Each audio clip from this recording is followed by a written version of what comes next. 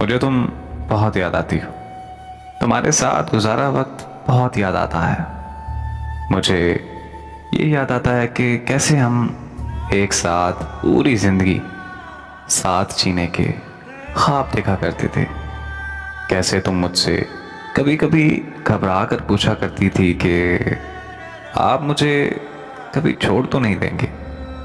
और मैं तुम्हें हर बार यही कहता था कि मैं आखिरी सांस तक तुम्हारा हूं और तुम्हारा ही रहूंगा।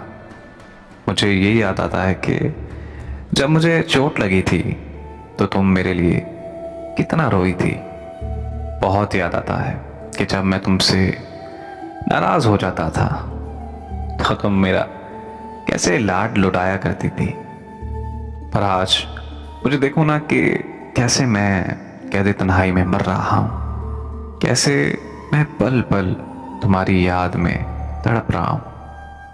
कैसे मेरा दिल खून के आंसू रो रहा है।